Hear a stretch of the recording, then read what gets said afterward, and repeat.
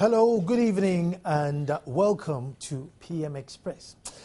We are discussing 2014 budget statement and economic policies. There's been, one or two things dropped into the budget which the average citizen might need clarification on, especially if you're like me and you're not too good with technicalities and want it broken down. Then stay tuned, because that's what we aim to do today. Well, some people say the budget is uninspiring, others say it's not realistic. However, the government is saying this is the transformational budget. And that's what we're going to find out, that if you are Ghanaian, you neither left or right, what does the budget say, what does it mean to you, and what is it going to do for the country as a whole? Now, with me in the studio, from my extreme left, is Paul Frimpong, who is a chartered economist, Center for Policy Analysis, and in the middle is Mr. James Kluche Avedi, Chairman of Finance Committee and also Honourable Member of Parliament for K2 North constituency. And then next to me is Sydney Casely Hayfoot, Financial Analyst. Hi. Welcome, gentlemen. Thank you. Okay, I'm going to take a break, and then when I come back, the conversation continues.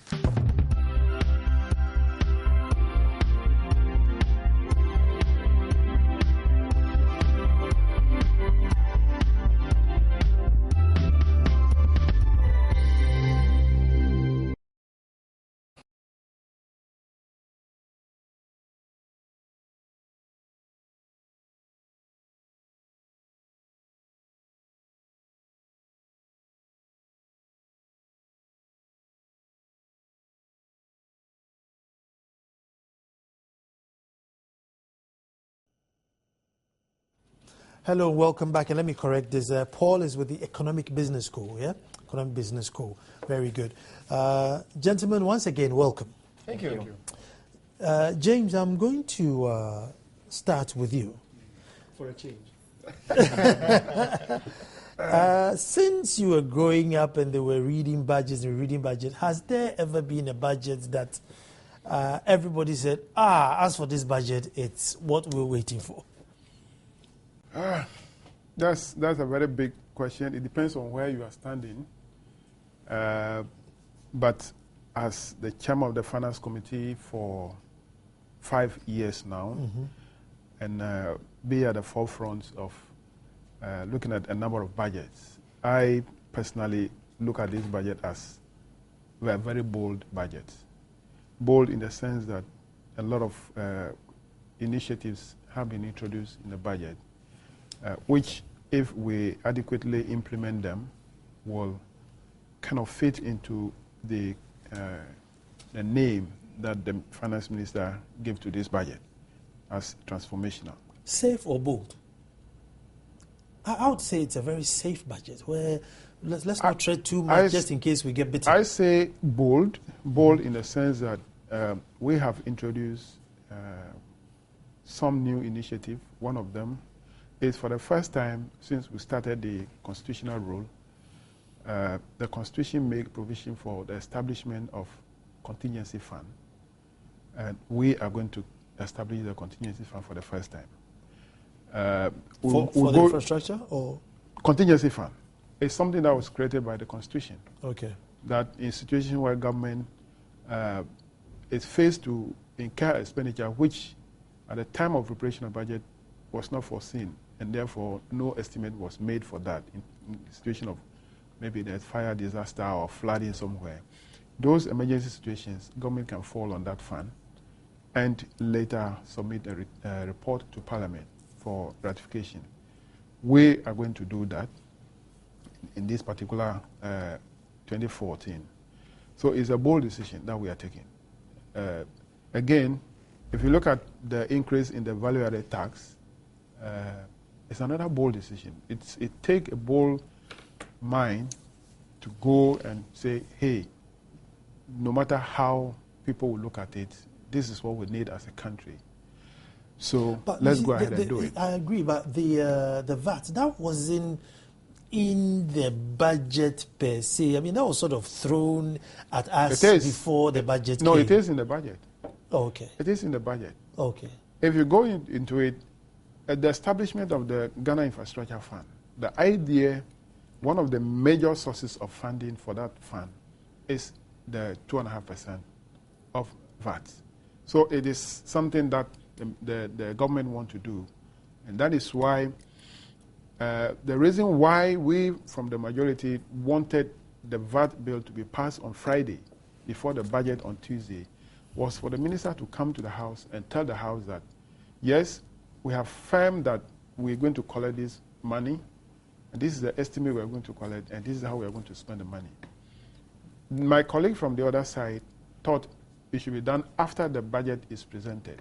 And I told them that if it is done after the budget is presented, then it means that whatever numbers that the minister will be talking about in the budget will just be a speculation. It could happen that after the budget, we will not be able to pass the VAT bill. So what come up the figures that the minister will mention in the budget. So that was the idea, that let's pass the bill, and then we know that we are going to collect this money. And we are going to establish the infrastructure fund, dedicate that fund to the infrastructure sector in order to, as we have for the GET fund, solely for the infrastructure development of the educational facilities, as we have for the health fund, solely for funding health care, we'll have it for the infrastructure as well. So we'll focus on the road sector and the rest of that. So it's a very bold decision taken there. Again, we're also looking at the private sector, how we can grow the medium and small-scale businesses in order to expand, for them to expand their business so that they can employ more youth and people of this country. Okay. So they're very bold decisions taken in the budget. Paul, one thing in the budget is creation of new funds. And we all know how the previous funds have not lived to expectation. I mean, there was Maslock, and you hear sometimes reports saying that if you've been part of the government, you didn't have access to it, and those who took the money never came back to pay. But now we are creating new funds. I don't know, what is that the best way forward, or should there be another way forward? Definitely, we need such funds, okay, specifically targeting certain projects that we need as an economy. Okay, but first I want to touch on the budget being transformational. Okay, when you say something transformational economically, it means that you've had economic growth for a very sustainable period of time. Let's say for 2 decades or 1 decade and over. That is when you can talk about economic transformation. But in Ghana, I don't think that's what we are seeing now. We are looking at sustaining our growth. And that's going to be, we have to be able to do that for a very long period of time, like a decade and over, before we can talk about transformation. So now what we are seeing is just the numbers. GDP growth, inflation days, import cover that, you see, those are just numbers. Okay, so before those numbers can be meaningful in the lives of the common Ghanaian, then you talk about transformation. Okay, so the growth will come, GDP will rise, it means that you're getting more money, sectors are growing, developing infrastructure, then people get involved in economic activity, then you can talk about transformation. Based on that, it means that you have to be able to do this economic growth for a very long period of time before you can think of economic transformation or transformation in the lives of people. And this budget, I don't think that's what it's trying to address. We are looking at the challenge that we are facing and trying to make sure that we will sustain our growth for at least a long period of time. Because you look at the Sub-Saharan African continent, we have average growth rate around 5% or so. In Ghana, we are growing around 6.5, 7 point something %, which is very, very good. But we should be able to maintain this economic growth for a very long period of time. Then we can think of transformation. So this budget target is not maintaining such a growth, but not talking about transformation. But the growth, is it in the growth that affects the ordinary person, or is it the growth that affects good for the Lebanese man or good for the Italian? You know, where is that 7% coming from? It depends on where we look at it from. Okay, when the growth is coming, okay, that's why we have something like the infrastructure fund that we are talking about, the other funds that we are looking at. The growth will be coming.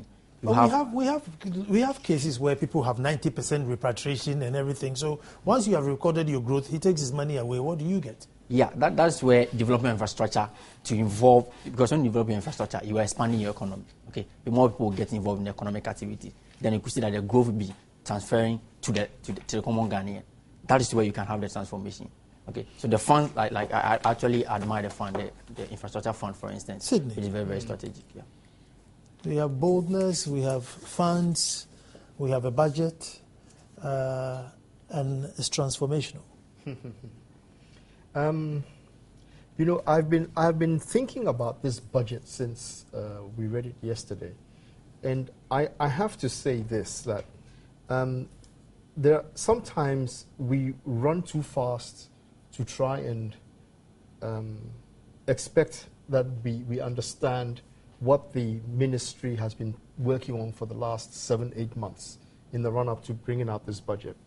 When we are asked to comment on the budget 24 hours after it has been read, I think we don't do a sufficient enough service to what we're expected to say. So I want to cap everything I say by saying I'm still reading the budget. It's a big document. It's about 250 plus pages of detail, which in order for you to get the thrust of the whole thing, you need to read it. What the minister read in Parliament was very much an abbreviation of what the actual document is. And that document alone was about 72, 75 pages long. 2.25 hours or 2.5 hours of reading. And we are going to look at it critically. All I can say is, what I have seen now is, I'm grappling to understand a couple of things. First, you see, in governance, in good governance, preparing a budget, reading the budget, and then delivering to the budget is an important part of our financial governance, which we have in any country. The expectation is that when the government comes to present its budget, it tells us what it is going to do in the coming year. And sometimes it will then say, because we know we cannot solve all these problems in the year, some of the projects that we are doing will span 2 to 3 years. And some of the rollouts will also go ahead. So you give a slight medium-term projection as you go forward. And that is expected. However, a budget is prepared for a year. And the expectation is that you will come and justify whether you met or did not meet the budget as you said you were going to do the previous year. In this particular budget, I am very, very critical because all the indicators that government said it would achieve in 2013 were not met. Not one single one of them was met. They were all either up or, we had overruns. So I'm hoping that we will be able to look at 2014 as this is the next way forward, to be able to at least get some kind of sanity into the way we manage our finances and how we are able to roll the programs forward. So are we saying 2014, we are going to make up the shortfall of 2013 and meet 2014 targets? No, that's not the way it goes. Because with government income and expenditure, when you finished 1 year, you virtually finished that year. The only thing you carry forward are suppliers and contractors and people you owe money to and your loans and everything else. Those are what you carry forward into the next year. So there's some residue which we are carrying forward, which has been planned for. The budget specifically says that there's a certain amount of money that has been apportioned to look at how to pay the previous year's debt. But the 8.6 billion deficit that we chalked up last year is gone. There's nothing else to it. It's gone. It was done on a cash basis. And that's one of the things also that sometimes I think we don't explain well enough to the people. There's a very big difference between accounting for something on a cash basis and accounting for something on what we call an accruals basis. Whatever you do, you're going to pay that money in the next period. It doesn't end because you say that the December 31st has come and so I'm not paying anymore. You have to keep on paying it. So if government doesn't take stock of all its debt by the end of the year properly, then if there is a change in government, those that come in always complain that we came in and only to realize that there was so much stock of debt and liabilities we had to pay, and we didn't anticipate that, and therefore there's not enough cash. So people of Ghana, bear with us whilst we try and solve this out. And this is one of the banes of the problems that we have. Let me take a quick break here and then we come back, as we always hear, due to financial constraints. But the education still goes on. Stay tuned.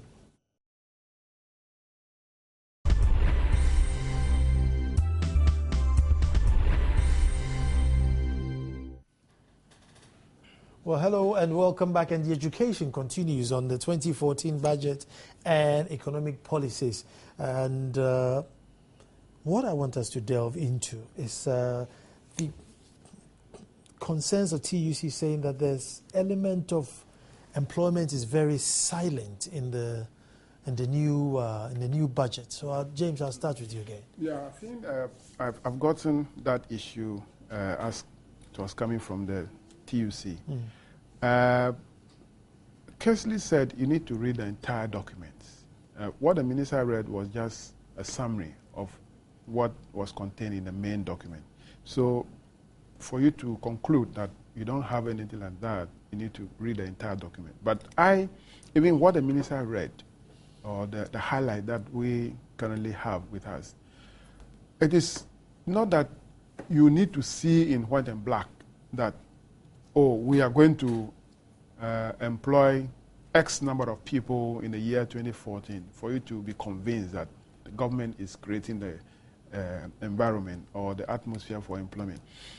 Government intend to establish a fund, as you said, for the small and medium scale businesses.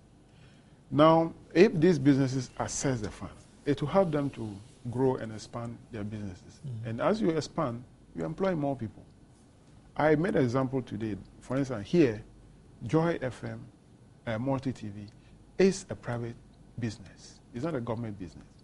And if we don't have the liberalization of the airwaves, you wouldn't have been here hosting this program. So if government create an environment and businesses are established, private businesses are grown, they will employ more people. We do not expect that government should continue to employ and employ and employ. Right now we have around 600,000 employees on government payroll, which some of us consider to be too much. I always compare Ghana with Zambia. Zambia, with a population of 14 million people, the number on the government payroll is 140,000 people. And they are providing the services for government. Ghana, with 25 million people, we have around 600,000 people. So that will tell you straightforward that we have our wage bill bloated because of the numbers. So government cannot continue to employ and employ and employ. It's for government to create the environment for the private sector to grow and for them to absorb. So I disagree with the TUC that there is no mention of employment in the budget. There is there in the budget. If you analyze the budget, you will see clearly that there is a provision made there for the business to grow, the economy to grow, for employment to be created. What one initiative would do, apart from the SME, you see, because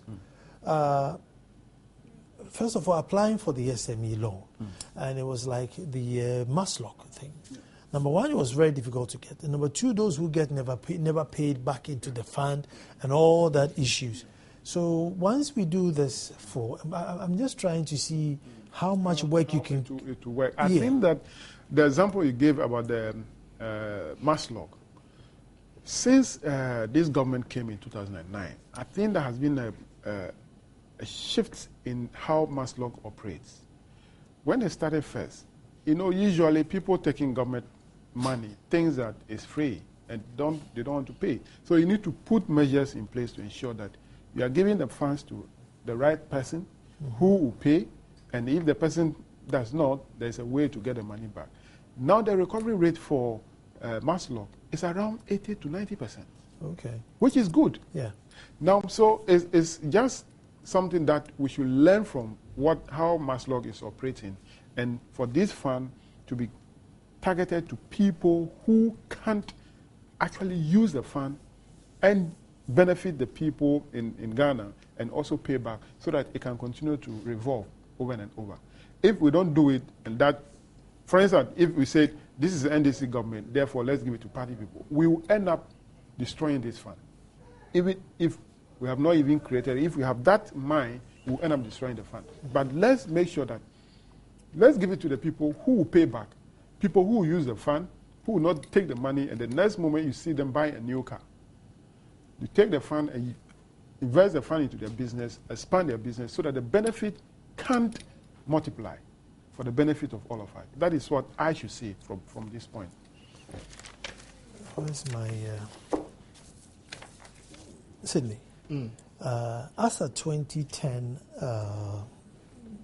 census, 28.5% of our labor force was uneducated. 47.8 have done JSS to O level. 17% SS to probably A level. 7.2 training college and polytechnics. 3% university. 0.5% have PhDs. So when you create this fund, what sort of job, we're looking at these weak statistics, what sort of job are we going to create? I mean, 28 haven't gone to school, so what are they going to do? At JSS level, I'm not saying all of them will be weak, but generally, you're not that equipped to be... Well, you forget that we have JIDA. We have JIDA, and JIDA's job was to create employment for the youth, right? Yes. Okay, so we had JIDA, and we spent 1 billion cedis on JIDA over the last 6 years. But we still say that we have a lot of youth unemployment. But we don't have any statistic, no empirical evidence to show whether we have actually mopped up the surplus youth walking the streets or not. So numbers are good, but the fact is that we don't have any monitoring, so we really can't tell. Will this budget actually create employment? Well, where is it going to come from? The priority areas of this budget, and the theme of this budget is a realignment of the budget to meet key priority needs. Key national priorities. Key national priorities. The key national priorities as identified in this budget, you'll find them in section 100, I think it's 100, yes. 100 of the minister's speech in Parliament. And he identifies the 4 areas. First of all, the expenditure and amortization of loans for oil and gas infrastructure. That's 1. Secondly, road and other infrastructure. 2. 3, agriculture modernization. And 4, capacity building, including oil and gas. These are the 4 priority areas identified by government as where they are going to realign the budget in order to be able to move us forward and propel us. For petroleum revenue. Is that only for petroleum revenue? For petroleum revenue alone, okay? So I haven't seen any other section yet that says specifically that these are the job-creating areas. But if we look at the SME funding issue, which is supposed to benefit from 50 million cedis as a kickstart, I think that's the kickstart amount, right? Yeah. And I think if you move on to that, I'm trying very hard not to misinterpret what has been written for very, very good reasons. From section 123, all right, of the speech that was read, we talk about the boost for SMEs. Now, we're going to take 50 million cedis from the Export Development Agricultural Investment Fund, EDIF funds, and we're going to move that into the SMEs to kickstart it. We are also going to be able to find some money to support the Venture Capital Trust Fund and a few other funds that already exist, which we can use. Now, the EDIF funds, as I know it, are offered to anybody at 12% or in somewhere around about there. The procedure for it working is that you go and see your bank. Your bank then agrees that it will sponsor you or it will support you to go to EDIF and go and get money. Then EDIF will then look at your project, agree that it will fund it, then the bank disperses to you at 12%. Now, it hasn't worked.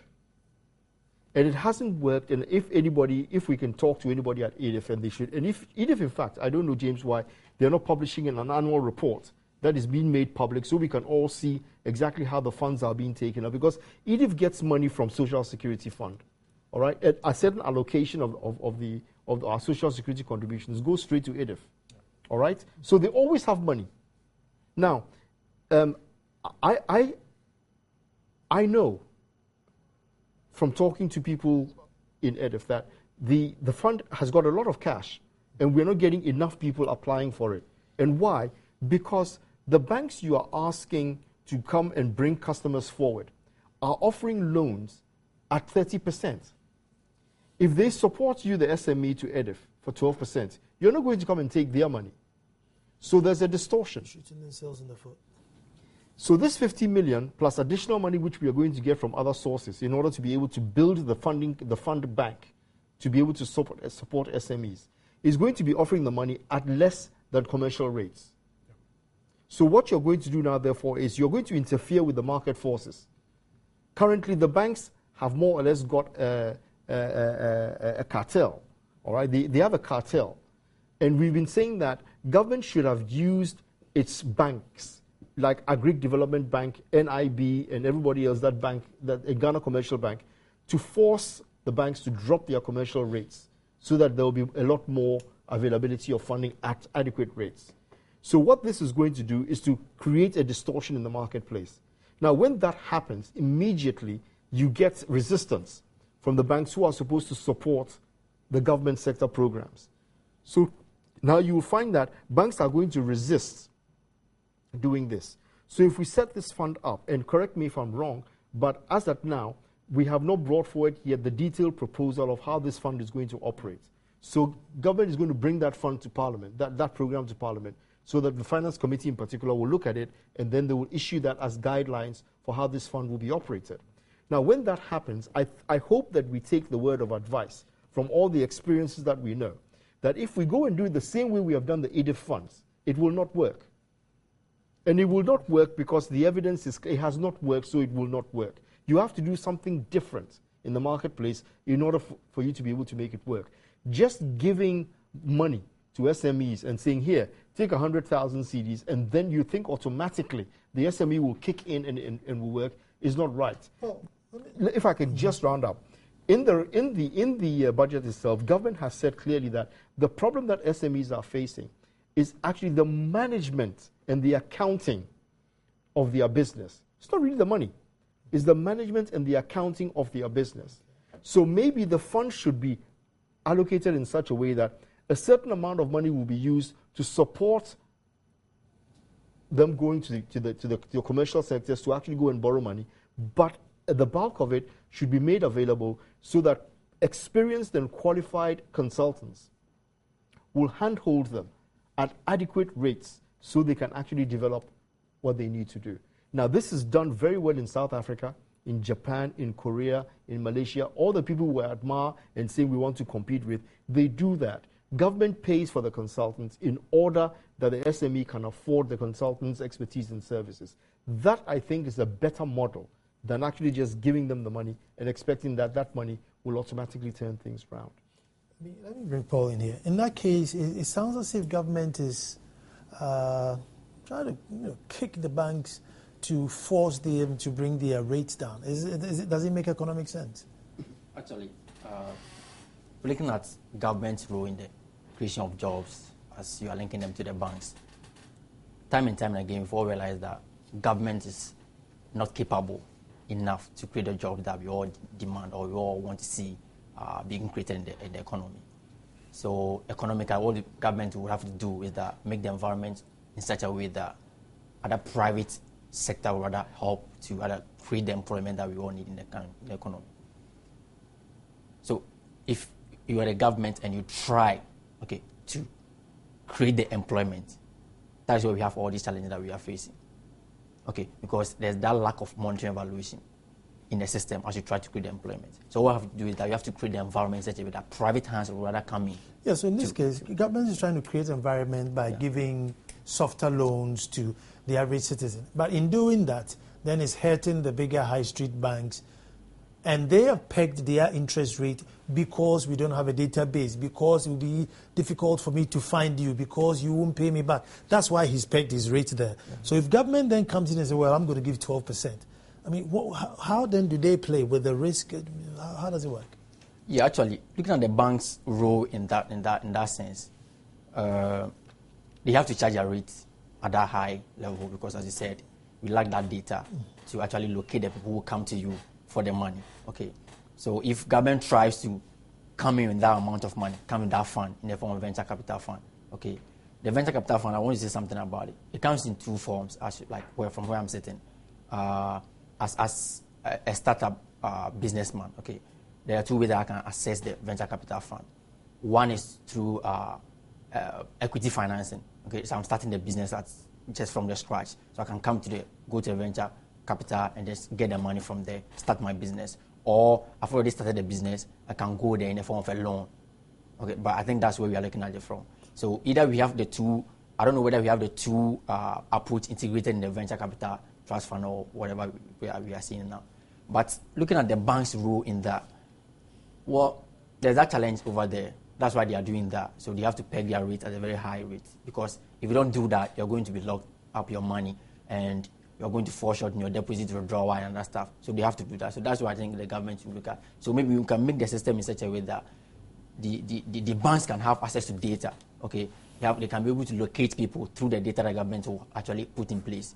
So that at the end of the day, they will not be charging that rate. Which, if they don't do that, if they do that too, then people will go into the government for funds, and the banks will not be able to expand. So I think that's where we should look at it from. Okay, then we come back. When we come back, I'll go to James. And I want to find out, because the government itself is borrowing at 23. So you wonder why would he, go and buy money at 23 and then give out at 12% and, have all these figures juggling about. But we're coming straight back, and I'm sure James will explain to us.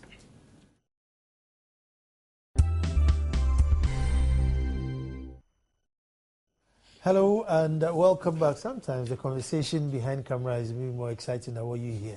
But that one, you're not supposed to hear it. But anyway, just before the break, I was making this analysis saying that, if EDIF can find money and give it out at 12%.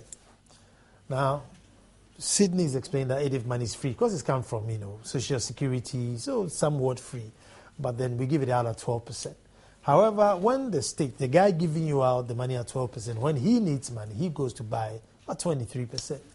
But I've been told that, it's cheaper than, leaving the guy unemployed. But I get James to talk to us about it. Before I come to that, the reason why government most of the time want to use the banks, especially in the case of the EDIF, to unlend this facility to individuals, businesses, and farming groups.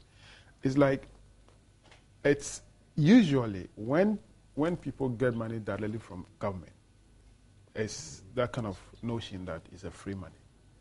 And for banks, it is a business of how to collect money back from their customers.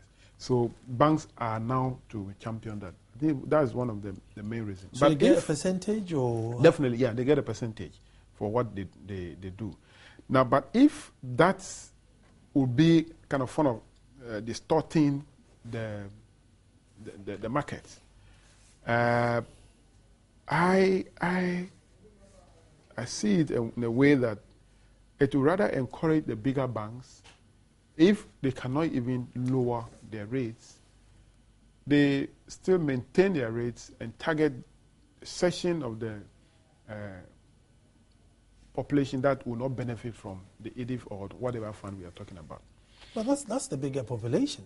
That's the bigger population. So the bigger bank will still be in business, because what we are talking about, this fund that we are setting up, for the starter, this 50 million will not reach everybody that need that money. So again, there are other constituency of people who will not benefit from this. So the bigger bank will still target those people. Just a quick clarification. Yeah. If the bank is going to, I'm a bank and I'm guaranteeing for Sydney that, look, go and take the money from EDIF, how do I get paid? That if I get full 100% recovery, I get percentage, because otherwise I won't be in a hurry to chase him for the money, because after all, it's your money. No, what happens is that if it's a government that is giving the money to, or like EDIF, giving the money to the banks to on-lend, they give to the bank, let's say, 10% interest. Oh, I see. Then they give to their client at 12% or 13%. So that is a difference that so that means they have to come and take the money. They make a small turn. Okay. So that is how it operates. Now, the other question about where government most of the time go to the bank and borrow at a higher interest rates. I remember we've done some kind of local borrowing from some local banks at a rate of 22.5 and 23%. Now, the issue of why should we go and give this money out to the people at a lower interest rates? Who finance the cost, the difference, as we were explaining before, is that you look at the cost of borrowing, the cost of servicing that debt, vis-a-vis the cost of unemployment. There are other social vices that follow if people don't have anything to do. He said, if you don't have anything to do with your hand, you'll be tempted to use your hand for something that is not good. So you compare this social cost vis-a-vis the cost of the servicing the debt. You see that it's better government spend that money so that provide job for these people than to leave them on the street and for them to do other things that will not bring anything good to all of us.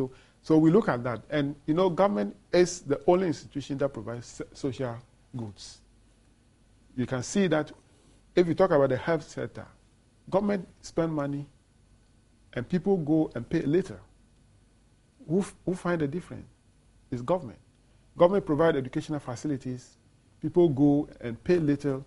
Who find the difference? Government. So government is the institution or the body that provides these social services. So it is in the same vein, the same line that this thing also falls. Paul, briefly, as we're running out of time, as an economist, what were you looking for that was missing in the budget? Well, I think I was looking at more of target our capital expenditure aspects as an economy. Because that is where we need to really look at as an economy, as a lower middle income status economy. Because if you're not able to spend a huge chunk of your money in developing your infrastructure, then trust me, the future looks not good for the economy. So that was what I was looking at. And I think a number of issues were raised, policies were initiated to target capital expenditures and development of infrastructure. And that was actually something that I was able to actually grasp, and so I was very happy about it. So capital expenditure focus on infrastructure was actually detailed in the budget, which I was okay with that. See, I know you haven't finished reading it, but where do you find that hope, that glimmer of hope? What paragraph gave you hope that, oh yeah, this is it, we are there? Assuming that I agree that we are there. I don't have any problems with poverty alleviation programs. Mm-hmm. In every society, there's always a distortion of the haves and the have-nots. And I think that if you're able to find a little bit, sum of money to help the underprivileged, it's always a good thing doing. I believe in the balance. I believe that when it comes to healthcare, it should be free. I believe that when it comes to education, it should be free.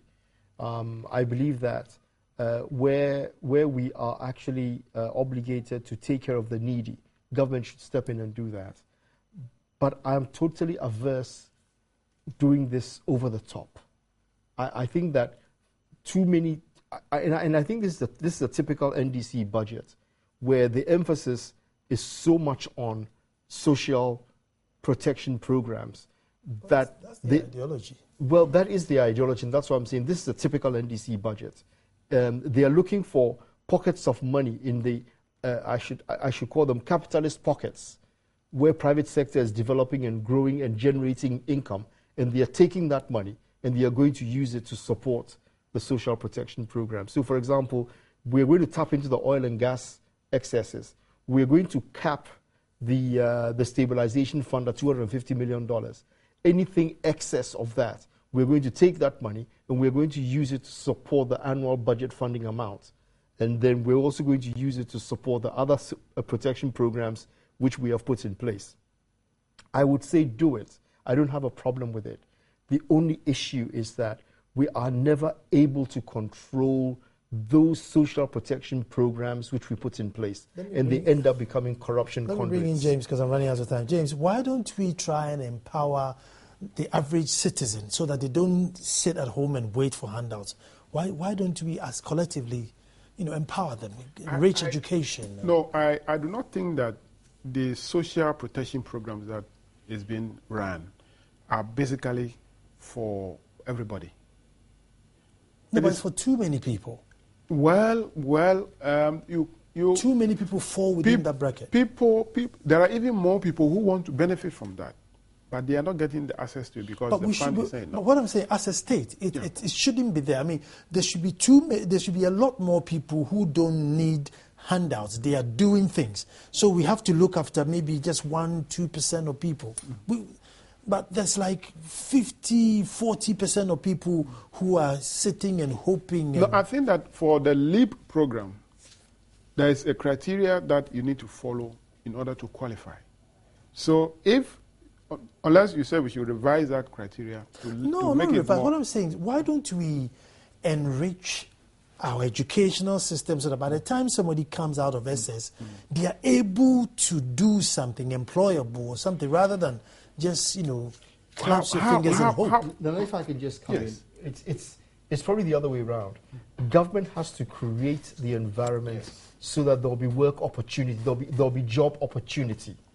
There has to be a market that will grow and develop so that graduates can come through and get a job. Quickly, I only got 1 minute, but that's why I read these statistics, that if you have 28.5% of people above 15 who are working, and that's like 4.3 million people who've never been to school. I mean, what markets do you create for such a person? Plenty coconuts, plenty shoe shine? Maybe what you need to tell us in that numbers is that what class of people, what age group of people? Between 15 and 65. And in 2010. They form what percentage? 28.5 of labor force. Well, if it is the age group that is the aging group, I will completely be happy. No, this is working. People are working. That this is something that, as effort is being made in the promotion of education, the class of people who will not be educated anymore, but they are the aging group, which will just eventually leave the scene. And then, so it is the youth, the children, whose percentage should not have anything that will not be non-educated at all. So that is what but the number you gave me frightened me. If it's from 15 years and above. It's very frightening. Thank you very much. Unfortunately, we ran out of time. And thank you very much to my guests. And tomorrow, as I say, we'll be back to do it all over again. Thanks for staying tuned.